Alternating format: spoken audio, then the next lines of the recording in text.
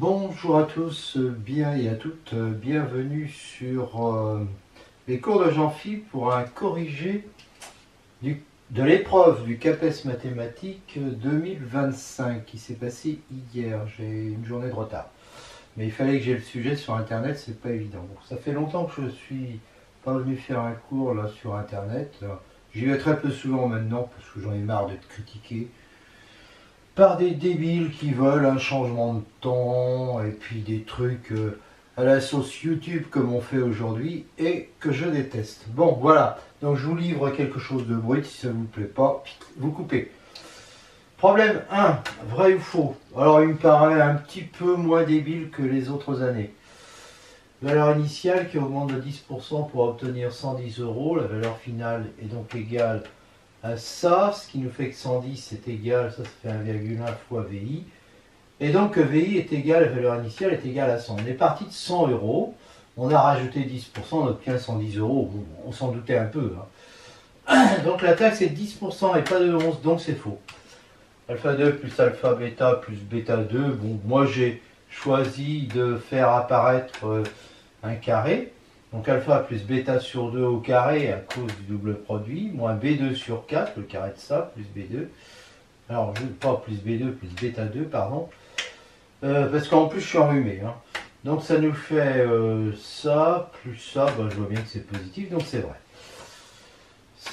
Alors, on me demande le contraire de ça. Ça, c'est non P ou Q. D'accord? Sa négation, c'est ça.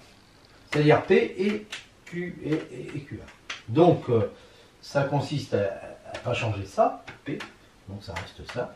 Et par contre, à changer ça. Le contraire de ça, c'est de dire que A plus B est inférieur ou égal à 2. Voilà. Alors, dans l'énoncé, c'est pas ça qu'on me dit. On me dit ça dans l'énoncé. Donc, c'est faux. Cosinus 2025, x est égal à 1. Là, on pourrait faire plus vite que ce que j'ai fait. Je me suis lancé là-dedans, ça équivaut à dire ça. Et K appartient à Z, sauf qu'on veut que x appartienne à moins pi jusqu'à pi ouvert. Donc ça veut dire qu'on doit avoir ça. Et donc en divisant par pi, et en multipliant par 2025 et en divisant par 2, ça nous fait ça. Et bon, ça c'est pas un nombre entier. Donc ça veut dire que on va commencer à moins 2024 sur 2, on finit à 2024 sur 2. Donc ça veut dire que K est entre moins 2012 et 2012, donc ça veut dire qu'il prend ces valeurs-là. Et ces valeurs-là, elles sont au nombre de 2 fois 2012 plus 1, c'est-à-dire 2025 valeurs pour K, qui donne 2025 valeurs différentes pour 2 Kpi sur 2025. Et donc c'est vrai. Alors la dernière, on avait une fonction qui va de n vers n. On pourrait vérifier que quand x ici est un entier naturel, on obtient bien un entier naturel. Bon, je ne vais pas faire ça, je vais passer directement par une fonction de R plus vers R. Et je l'étudie en dérivant normalement, alors, sauf que là, bon, la courbe est une parabole, je pourrais aller beaucoup plus vite, bien sûr. Donc je dérive, ça fait 16x moins 10, ça s'annule en 5 huitièmes, d'accord. Et donc voilà le tableau de variation, je me fiche de savoir ce qu'il y a là.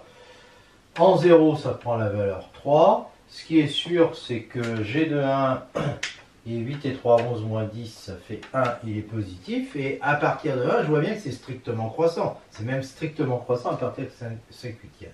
D'accord? Donc G est strictement croissante là-dessus. Donc elle est injective là-dessus. Alors le problème, c'est que il y a le 3 qui est à part.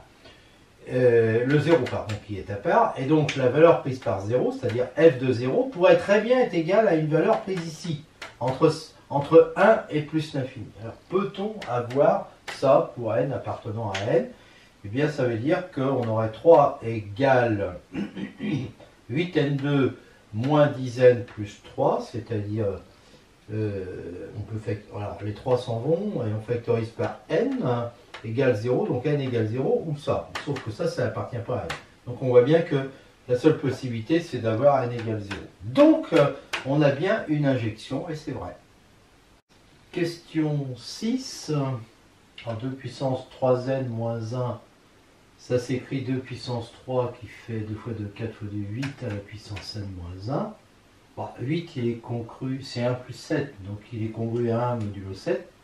Donc ça va être congru à 1 puissance n moins 1, c'est-à-dire 1 moins 1 modulo 7. Donc c'est divisible par 7, quel que soit n. Donc la proposition est vraie. Petit 7, est-ce qu'on a ça? Alors la question est mal posée, parce que est-ce qu'on a ça pour tout A, B et N? Alors, ou alors, est-ce qu'il suffit de trouver un A, un B et puis un N pour lesquels ça marche pas? Si A égale B, bah, ça marche évidemment, puisque à ce moment-là, A est congru à B modulo N, et x puissance A est égal à x puissance B, c'est-à-dire à x puissance A modulo N. Donc ça marche. Mais si A est différent de B, si A est différent de B, ça veut dire qu'on a un truc comme ça. Ça veut dire qu'on a ça. Et ça, est-ce que c'est forcément toujours divisible par n? Ben, c'est pas évident. Par exemple, si je prends A égale 1 et B égale 6 avec n égale 5, ben A est bien congru, A qui vaut 1 est bien congru à 6 modulo 5, puisque 6 égale 1 plus 5. Mais si je prends x égale 2, est-ce que 2 puissance A va être congru à 2 puissance B? 2 puissance A, ça fait 2 puissance A, ça fait 2. 2 puissance B, c'est 2 puissance 6, 2 fois 2, 4 fois 2, 8, ça c'est 2 puissance 3, au carré, ça fait 64.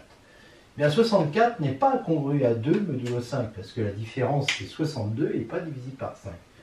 Donc en fait, ce 2 puissance 1 n'est pas congru à 2 puissance 6 modulo 7. Donc la réponse est fausse. Est-ce que la somme des carrés de 1 à n est égale à ça? Ben, c'est un résultat connu en fait, hein, qui se démontre par récurrence. Donc si n est égal à 1, c'est pas le cas, hein, c'est n, bah, ça revient à dire que 1 carré serait-il égal à 1 facteur de 1 plus 1, facteur de 2 fois 1, 3, plus 1, c'est-à-dire 3. Ben oui, ça marche, hein. 3 fois 2, 6 sur 6, ça fait 1. Alors on suppose que c'est vrai à l'ordre n, et on prend maintenant à l'ordre n plus 1, donc on rajoute ça à ça qui vaut ça, puisqu'on a supposé ça. Et donc on peut factoriser n plus 1, n fois 2n plus 1, ça nous fait 2n au carré plus n sur 6, et on rajoute le n plus 1 qu'on a factorisé. On met au même dénominateur, donc on multiplie ça par 6, ça fait 2n au carré plus 6n plus n, c'est-à-dire plus 7n plus 6.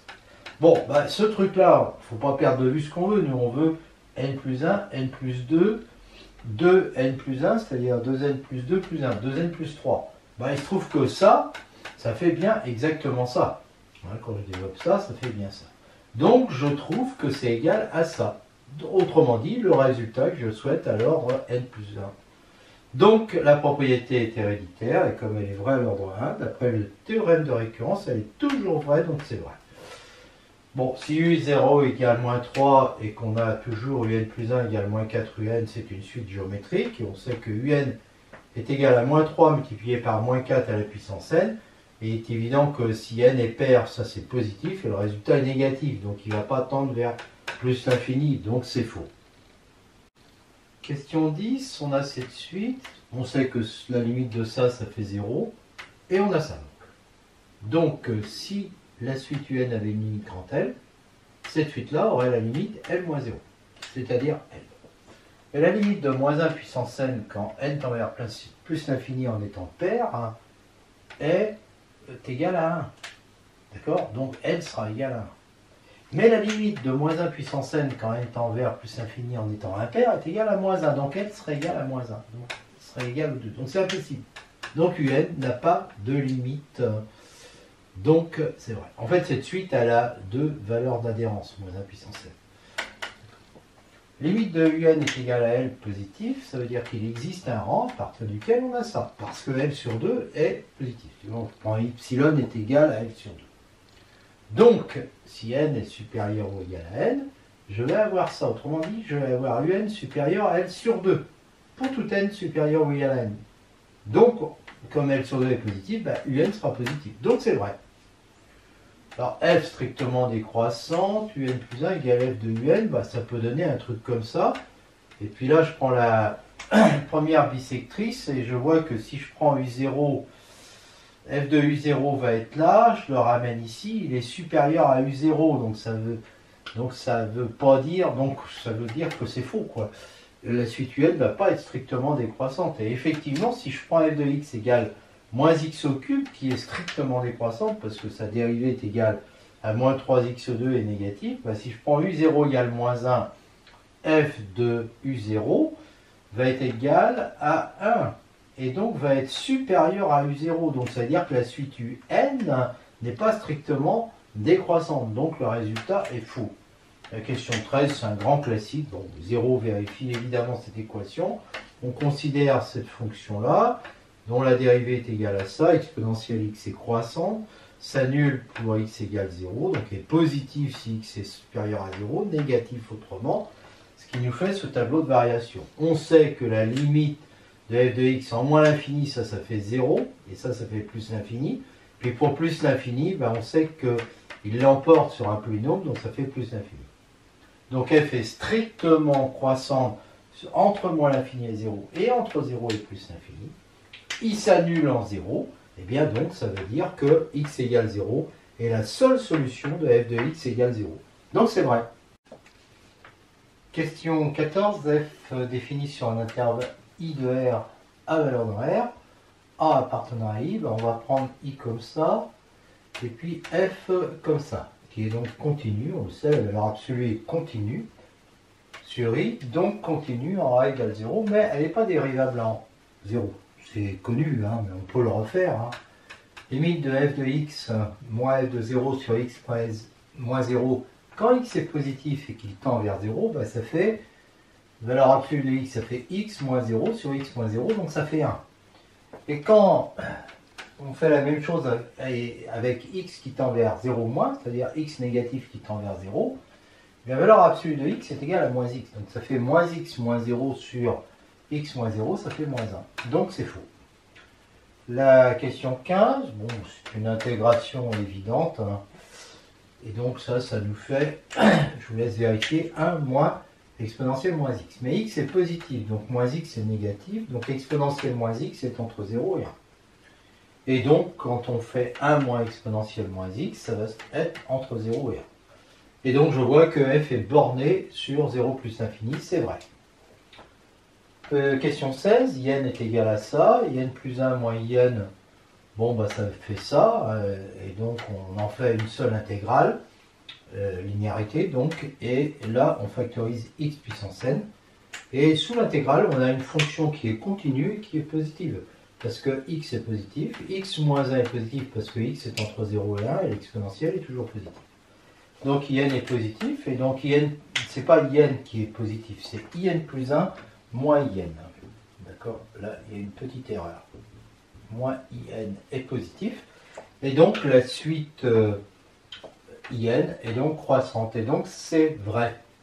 Question 17, in est égal la somme de 1 à e de t, ln de t à la puissance n dt, donc in plus 1, je remplace n par n plus 1, et j'intègre par partie en intégrant d'abord le t, en t2 sur 2, et ensuite en dérivant ça, donc c'est de la forme u à la puissance n plus 1, la dérivée c'est n plus 1 u', ici u' c'est la dérivée de ln de t, donc c'est 1 sur t, u à la puissance n, donc ça fait exactement ça. Et donc, ici, en E, ln de E, ça fait 1. Donc, j'obtiens E carré sur 2. Et en 1, ln de 1, ça fait 0. Donc, voilà.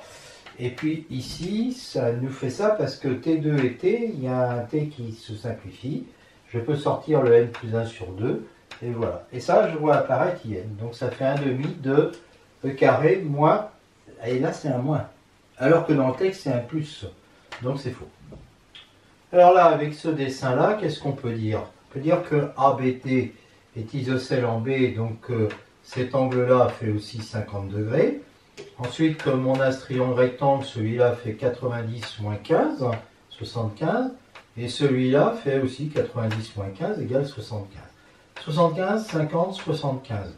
Donc quand je fais l'angle CDA plus l'angle BDE plus l'angle DEB, je trouve que ça fait 200. Donc ça veut dire que CDE n'est pas égal à 180 degrés. Donc ça veut dire que CDE ne sont pas alignés. Donc c'est faux. Question 19, avec ces données-là, on utilise la formule d'Al-Kashi et on remplace AC vaut 4 racines de 3, donc au carré ça fait 16 fois 3, 48, qui est égal au carré de 4, ça fait 16, plus le carré de 8, ça fait 64. 16 plus 64, donc ça fait 80. Moins 2 fois 4 fois 8 fois le cosinus de ABC. Donc ça nous fait 48 égale 80 moins 64 cosinus. Je fais passer le 64 cosinus de l'autre côté, le 48 de l'autre côté, 80 moins 48, ça fait 32, donc ça fait ça, et donc le cosinus égale 1,5. Donc l'angle est bien égal à pi sur 3, c'est vrai. Bon, ici, c'est pas très intéressant, on calcule les deux vecteurs, les points sont alignés. Si et seulement si les vecteurs sont collinaires, on fait du produit en croix. 2 facteur de x de moins 2 est égal à moins 1 facteur de 5x moins 1. Ce qui nous fait 2x2 moins 4 égale moins 5x plus 1. Et en reportant de l'autre côté, 2x2 plus 5x moins 5 égale 0. Et là, on voit que 1 n'est pas solution de ce truc-là. X égale 1 n'est pas solution. Donc, ce qu'on nous a raconté, c'est faux. Alors, celui-là est plus délicat si on veut. Si j'ai représenté le point P, la droite AB qui coupe le point P en C', la droite BC qui coupe en A', et la droite AC qui coupe le plan en B'. Bon, ce qui se passe, c'est que si je considère le plan défini par BA et BC, C' est sur BA, donc il est sur ce plan, je l'appelle Q ce plan. Et A' est aussi sur ce plan. Donc A' et C' sont dans ce plan. Maintenant, A et C appartiennent à ce plan. Et B' est aligné avec A et C. Donc B' aussi va... Donc B' qui est sur la droite AC, la droite AC étant sur le plan, B' va être dans le plan Q. Donc je vois que A, B, C... A', B', C', tout ça c'est sur le plan Q. Ils sont donc coplanaires ces points-là. Maintenant, comme ils appartiennent aussi à B', C', appartiennent eux au plan P, je vois que tous les deux ils appartiennent à P inter Q, que j'appelle delta. Donc déjà ça veut dire que P inter Q n'est pas vide, parce qu'il contient ces trois plans-là. D'accord? Si c'était des droites parallèles, ça, comme l'intersection n'est pas vide, ça voudrait dire que les plans seraient confondus. Si on n'avait pas une droite, donc alors delta, je vais prouver que c'est une droite. Sinon, ce ne serait pas une droite, on aurait des plans qui seraient confondus. Alors, parce que l'intersection est en vide. Alors ça, c'est faux. Les plans ne sont pas confondus parce que A, il appartient au plan Q, mais il n'appartient pas au plan P. D'accord? Donc on a bien affaire à une droite, et A', B', C' sont sur cette droite, donc ils sont alignés, donc c'est vrai. Question 22. On choisit un repère orthonormé évident de centre A, dans lequel les points A, H, I et F vont avoir comme coordonnées quoi? Ici des zéros partout. Pour H, 0, 4 et 3. Pour I, 5 demi, 0, 0, et pour F qui est là, 5, 0, et puis 3. Donc quand on calcule le vecteur HI, ça va nous faire 5 demi moins 4 moins 3, et donc HI carré égale 25 quarts plus 16 plus 9, ça fait 25, ça fait 125 quarts. HF, le vecteur HF, lui, c'est 5 moins 4, 0. Et donc HF au carré est égal à 25 plus 16 égale 41. Donc HF égale racine de 41. IF, 5 moins 5 demi, ça fait 5 demi. 0 moins 0, 3 moins 0. Donc IF au carré égale 25 quarts plus 9. 9 fois 4, 36, ça fait 61 quarts. IF égale racine de 61 sur 2. On applique Al-Kashi qui nous dit que IF au carré égale HI au carré plus HF au carré moins 2 HIHF cosinus IHF. IF au carré, c'est donc 61 sur 4 égale hi au carré 125 sur 4 plus 41 pour hf au carré moins 2 racine de ça, cosinus. Donc on fait passer le cosinus de l'autre côté en simplifiant par 2, donc ça nous fait ça égale, alors ça, quand je mets sur 4, ça fait 164 quarts. Donc 164 moins 61 fait 103 qui se rajoute à 125, ça fait 228 quarts. Et donc le cosinus est égal à, alors ça fait 57 sur ça. Et donc on trouve ça donc à peu près 37 degrés, donc c'est faux. Ça c'est de la forme exponentielle IA plus exponentielle IB, et bon c'est une technique classique. Hein. Et donc ça fait exponentielle I A plus B sur 2, et ça c'est 2 cosinus A moins B sur 2, puisqu'ils sont conjugués l'un de l'autre. Sauf qu'ici, dans le cas A égale 2pi sur 3 et B est égal à moins pi sur 2, le A plus B sur 2 va nous donner 1 demi de 2pi sur 3 moins pi sur 2, c'est-à-dire 1 demi de pi sur 6, c'est-à-dire pi sur 12. Alors que A moins B sur 2 va nous donner 1 demi de ça plus ça, c'est-à-dire 7 pi sur 6, mais il y a le demi, 7 pi sur 12. 7 pi sur 12, donc en fait mon z là il est égal à 2 exponentielle i pi sur 12, cosinus 7 pi sur 12. Problème, c'est que le 7 pi sur 12 il est entre pi sur 2 et pi, donc son cosinus est négatif. Donc en fait pi sur 12 ne va pas être l'argument. Comme j'ai un nombre négatif ici, il va falloir lui rajouter pi. L'argument de z, ça va être pi sur 12 plus pi égale 13 pi sur 12. Donc le résultat est faux. Enfin, pour la question 24, eh bien, il faut démontrer ça. Bien, en effet, la norme de u plus v au carré, c'est u plus v multiplié par, enfin, scalaire u plus v, donc ça fait ça. Et ça peut s'écrire norme de u carré plus norme de v carré plus 2 u scalaire v. Donc, dire ça, ça revient à dire que ça fait 0. Donc, que ça fait 0. Donc, u est orthogonal à v. Donc, c'est vrai. Question 25. Donc, on a cette matrice, son polynôme caractéristique. Donc, on développe, ça fait ça. Et donc, ça fait x2 moins 2x plus 2. Bon, il y a deux racines distinctes. Le discriminant est négatif, c'est moins 4. Hein. Donc, les deux racines, c'est 2 plus ou moins 2i sur 2. Donc, ça nous fait 1 plus i et puis 1 moins i. Leur produit, de toute façon, c'est sur a, donc ça fait bien 2. D'accord? Donc, le produit des valeurs propres est égal à 2, donc c'est vrai. Alors, question 26.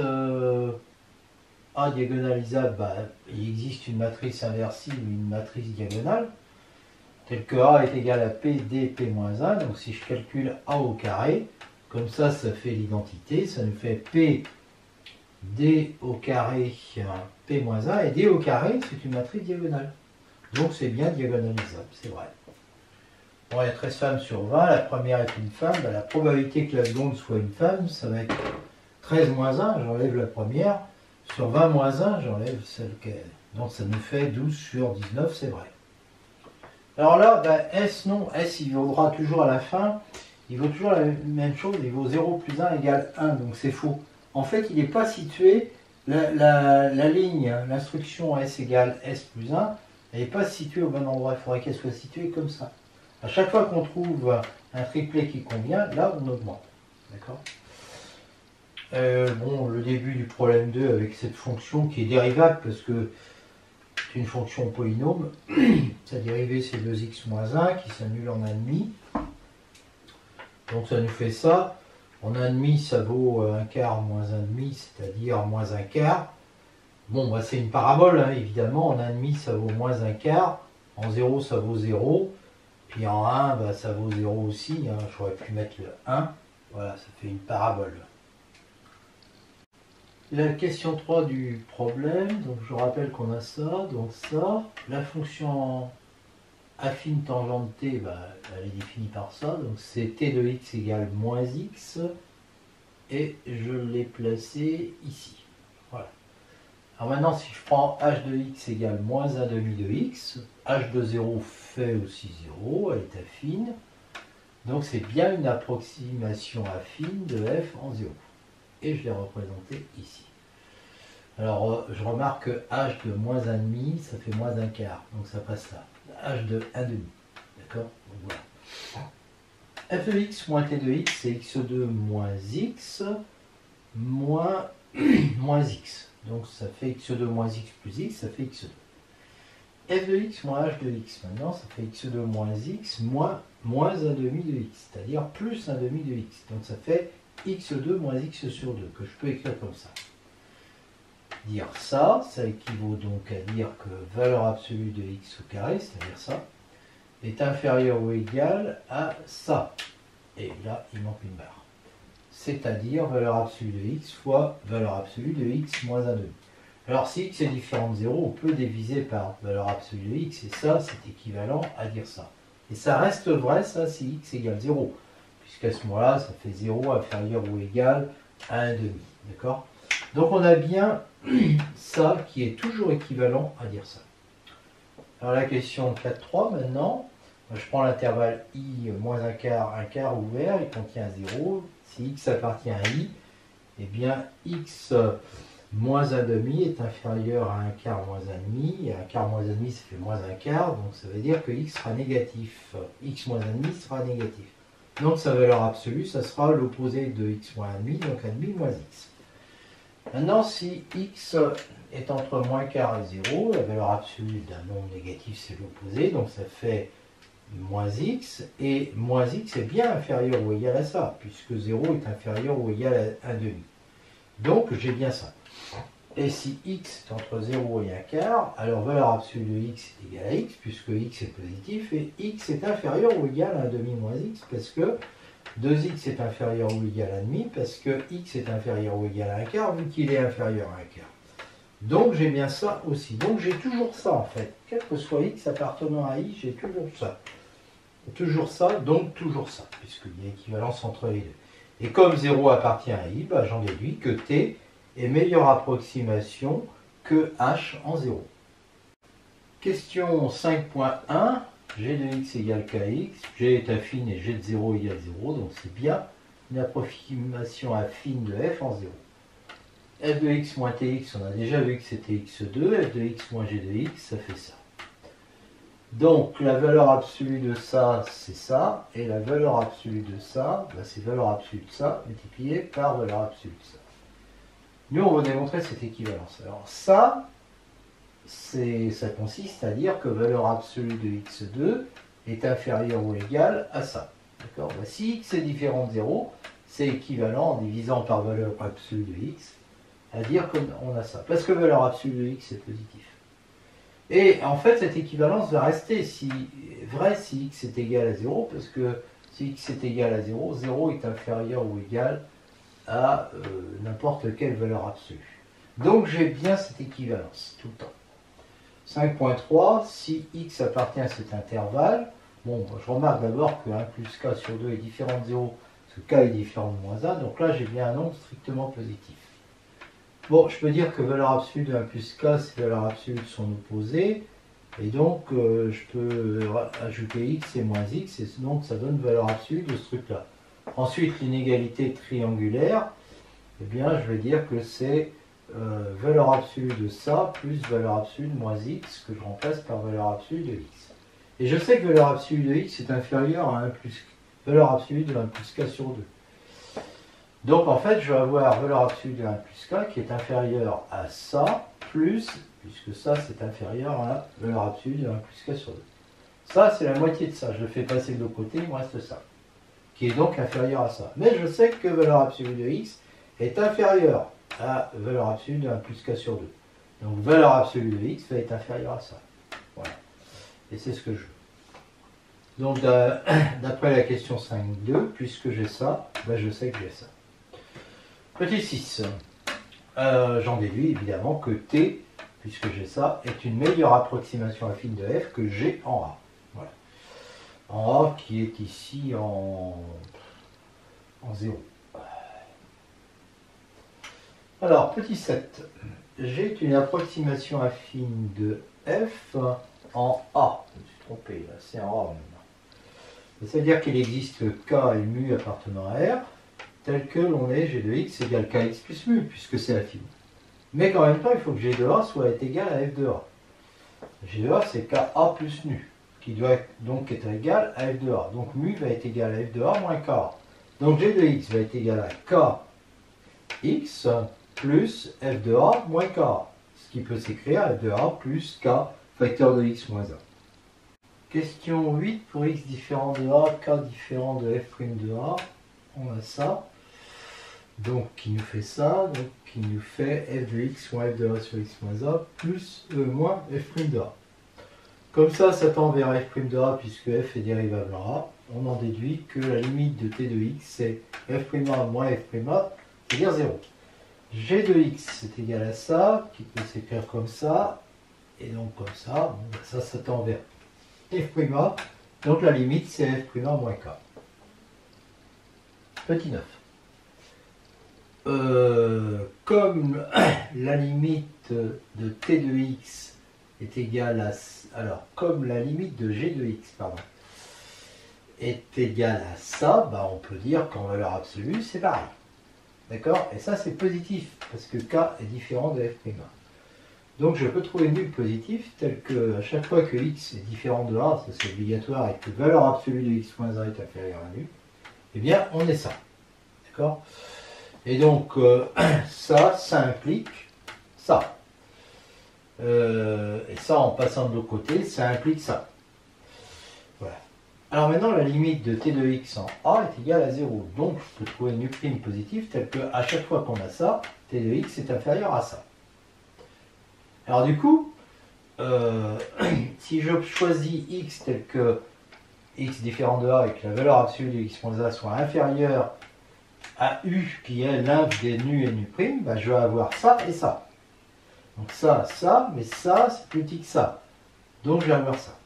Okay, et donc je vais avoir ça et ça me dit, ça n'implique que ça. Et en multipliant par valeur absolue de x moins a qui est non nulle, puisque x est différent de a, j'obtiens donc ça, qui reste vrai si x égale a, parce que t de a est égal à f de a et que g de a est égal à f de a. Donc, en fait, ici ça fait 0, quoi. F de a moins t moins f de a, puis ça aussi. Sauf que c'est inférieur ou égal à ce moment-là. C'est inférieur ou égal. D'accord? Voilà. Donc ici, bah, il suffit que je mette, j'avais inférieur, j'ai le droit de mettre inférieur ou égal. Et comme ça, au moins, ça reste vrai pour x est égal à. Donc à chaque fois que j'ai ça, je vais avoir ça. Et donc ça, j'ai trouvé un intervalle qui contient A, et tel que si x appartient à cet intervalle, j'ai ça. Donc ça veut bien dire que t est meilleure approximation affine, mais en tout cas c'est meilleur que f, A. Et ça, meilleur que g, je veux dire. Quelle que soit la fonction affine g qui vérifie g de a égale f de a. Donc ça veut dire que t c'est la meilleure approximation affine de toutes les approximations affines de f. Voilà, en A. Je rappelle la définition, on rappelle la définition d'une relation d'ordre, quel que soit ABC appartenant à E. A est en relation avec A inférieur ou égal à A en relation à B, B en relation avec A, réflexivité. Un petit symétrie là, ça veut dire que A inférieur ou égal à B, B inférieur ou égal à A, ça implique que A égale B. Et puis A, RB et BRC implique ARC.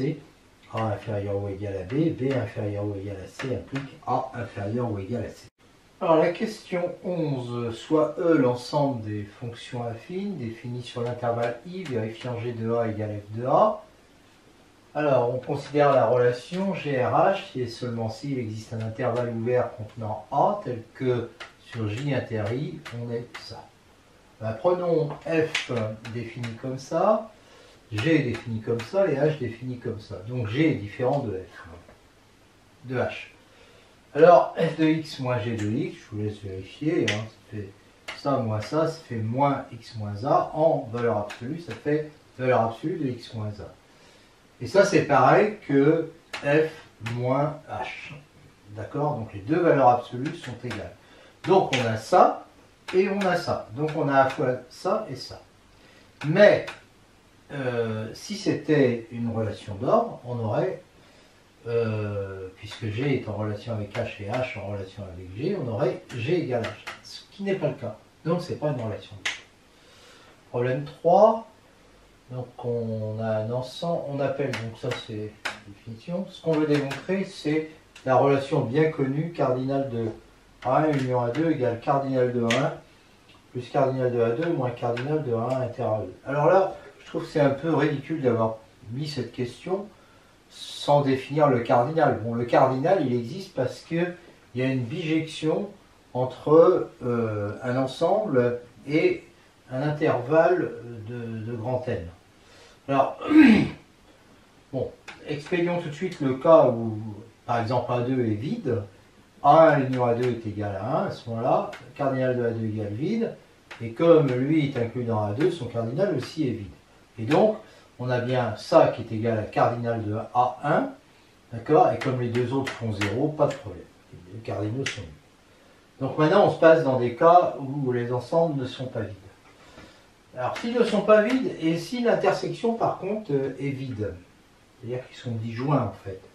Et c'est là que, si on veut démontrer, non, il est évident que cardinal de A1 union A2 égale cardinal de A1 plus cardinal de A2. Ça se démontre, ça aussi. Comment ça se démontre? Si j'appelle N1 le cardinal de A1, N2 le cardinal de A2, on a des bijections, sigma 1 vers A1, sigma 2 vers A2. Et alors, on fait la bijection qui définie sur 1 N1 plus N2, qui associe sigma 1 de N si N appartient à 1 N1, et sigma 2 de... Alors, pour sigma 2, il faut se rendre dans 1 N2, donc on va faire N plus 1 moins N2, moins N1, pardon, si N appartient à N1 plus 1, N1 plus N2. Bon, là, je ne vais pas démontrer, c'est évident que c'est une bijection, et donc on obtient ça. Cardinal de A1 union A2 égale cardinal de A1 plus cardinal de A2. Alors maintenant, dans le cas plus général, si on a ça, bien on va avoir A1 union A2 qui est égal à 1 union A2 moins 1, parce que si un élément appartient à ça, soit il appartient à ça, soit il appartient à ça c'est évident. A2 est égal à cette réunion-là, et ces deux ensembles-là ont une intersection vide, d'accord? Parce que si X appartient à ça, évidemment, il ne va pas appartenir à A1, donc il n'appartiendra pas à ça.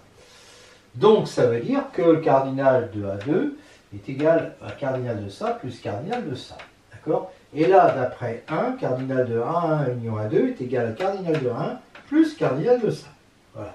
Donc, ça veut dire que, et là, donc je vais remplacer ça par, j'envoie ça de l'autre côté, cardinal de A2 moins cardinal de A1 inter A2, et j'ai le résultat. La question 2, bon, on dit que ça, c'est pareil que ça, donc on applique la formule précédente. Ça, c'est égal à ça. On distribue l'intersection. Ça, on sait que c'est égal à ça. D'accord? Donc je remplace ça par ça. Donc je vais avoir cardinal de A1 plus cardinal de A2 plus cardinal de A3 moins cardinal de A1 inter A2. D'accord? Mais j'enlève ce truc-là. Or, ce truc-là, c'est le cardinal de ça. Donc c'est cardinal de A1 union A3, mais j'enlève. Donc il va y avoir des moins. Je ne sais plus où c'est. Voilà. Donc c'est égal à ça, plus ça, moins ça. Alors ça, intersection, il y en a un qui se répète deux fois, c'est A3, ça fait ça. Donc quand j'enlève, ça fait moins cardinal de A1 inter A3, moins cardinal de A2 inter A3, plus cardinal de A1 inter A2 inter A3. Voilà. Alors le crible, donc c'est ça. Pour n égale 3, ça me fait A1 union A2 union A3, qui est égal à cette somme-là. D'accord? Voilà. Sauf que là, c'est 3. Pour k égale 1, je m'intéresse à cette somme, mais quand k est égal à 1, qu'est-ce qu'il va y avoir là-dedans? bah, quand k va être égal à 1, il n'y a qu'un terme ici. Au lieu d'en avoir k, il y en a un qui va être 1, 2 ou 3. D'accord? Et ce truc-là, ça va faire quoi? Ben, ça va faire A1 quand c'est 1, A2 quand c'est 2, A3 quand c'est 3. Et par ailleurs, le moins 1 puissance k moins 1 comme k vaut 1, c'est moins 1 puissance 0, ça fait 1. Donc ça va me faire cardinal de A1 plus cardinal de A2 plus cardinal de A3. Pour k égale 2, ça fait moins 1.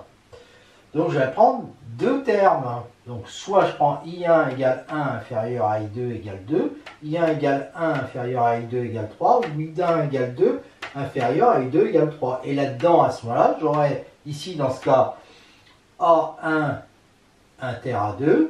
Ici, j'aurai A1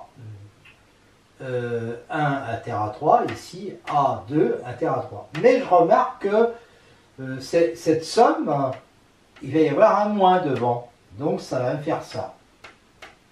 D'accord? Voilà.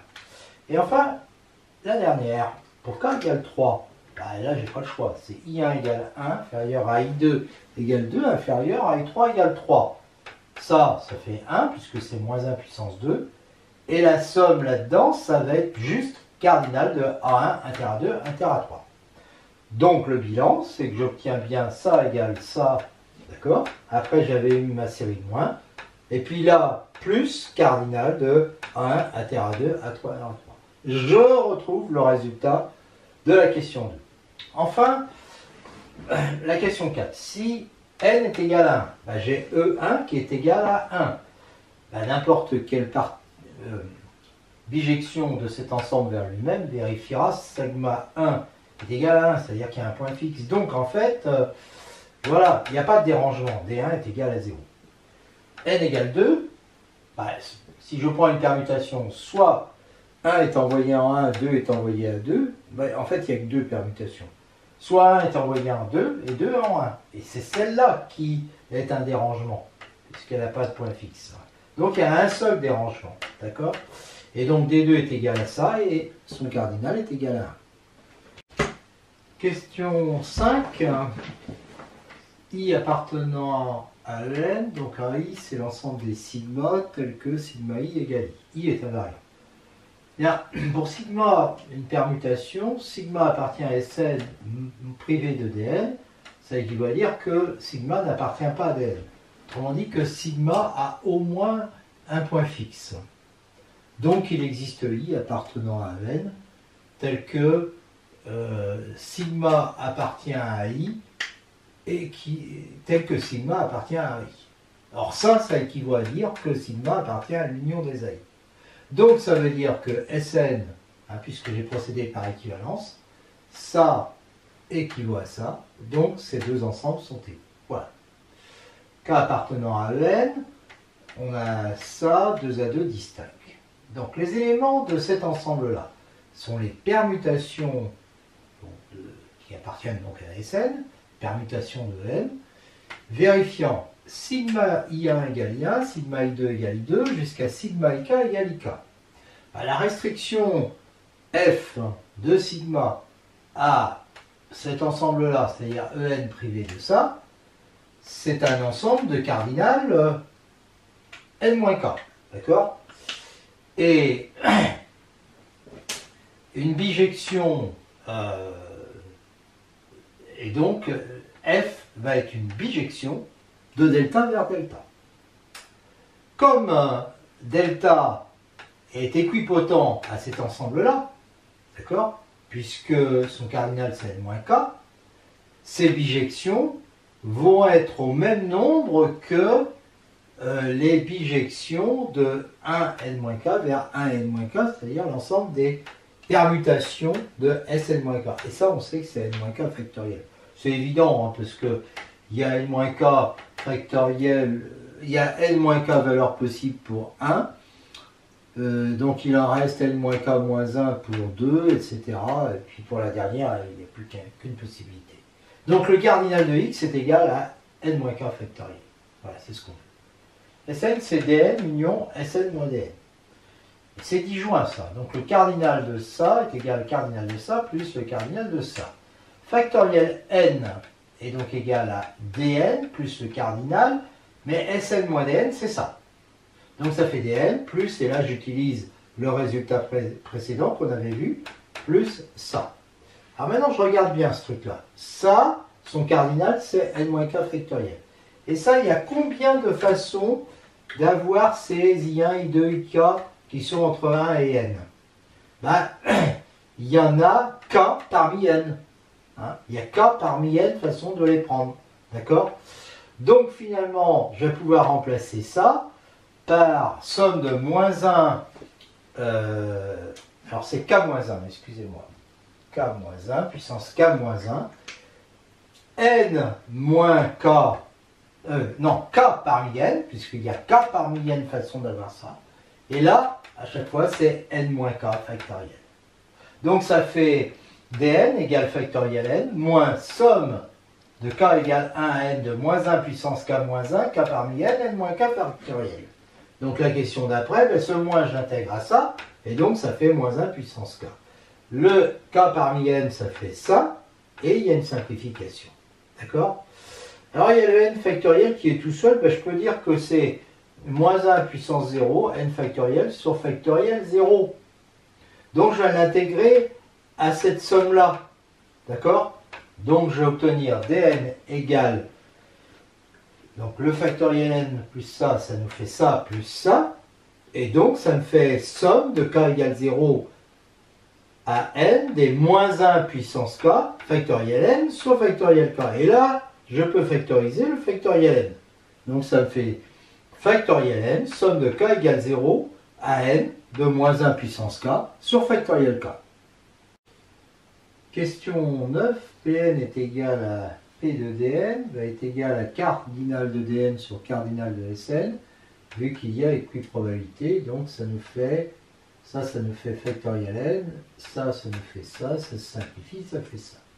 Quel que soit x, la somme des xn sur n factoriel n converge de somme exponentielle x, donc la limite de Pn quand n tend vers plus infini, c'est la somme de 0 à plus infini des moins 1 puissance k sur factoriel k. Ça fait donc exponentielle de moins 1, égale 1 sur 1. 10.1, bah, chaque événement élémentaire est associé à une permutation. Donc xn, c'est le cardinal des i appartenant à n, tel que sigma i égale i, c'est-à-dire on compte le nombre de i qui sont fixes.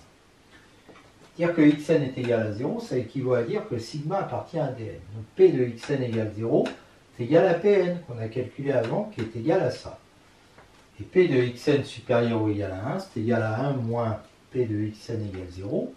Alors, là-dedans, le premier terme est égal à 1, donc 1 moins 1, ça s'enlève. Et quand on va faire moins ça, eh bien, il va nous rester somme de 1 à n de moins 1 puissance k moins 1 sur factoriel k. 10.2, Q appartient à En, Xn égale Q, ça équivaut à sigma, mais Q point fixe. Bon, bah, il y a Q parmi N choix possible pour les points fixes, et puis les autres, ils ne sont pas fixes. Donc ça veut dire que la restriction sigma prime de sigma aux autres est en bijection avec dn moins Q. Voilà. Donc le nombre de sigma possible, c'est Q parmi N multiplié par dn moins Q. Donc ça va nous faire Q parmi n, ça nous fait factoriel n sur factoriel q factoriel n moins q, et puis l'autre dn moins q est égal à ça. Donc il y a une simplification, et donc il va rester, j'appelle AQ ce nombre-là, il est égal à ça. Alors P de xn égale q, ça va être AQ sur n factoriel, hein, on est toujours dans l'équiprobabilité. Donc je divise par n factoriel, il reste 1 sur factoriel q, somme de 0 à n moins q de moins 1 puissance k sur factoriel k. La question suivante, juste après, parce que je n'ai pas la place. Dernière question, 10.3, E de xn, c'est la somme de q égale 0 à n des q, p de xn est égal à q, d'accord? Et donc ça nous fait ça. Alors, pour q égale 0, le premier terme est nul. Et ensuite, on peut simplifier le q sur q factoriel qui nous fait 1 sur q moins 1 factoriel. Donc ça nous fait cette somme. C'est une somme double qui n'est pas facile à calculer, donc on va s'y prendre autrement. Donc on remarque que xn c'est la somme des yk, où yk c'est la variable aléatoire qui prend la valeur 1 si la boule k est à l'emplacement k, c'est-à-dire si sigma k est égal à k. D'accord? Et puis 0 sinon.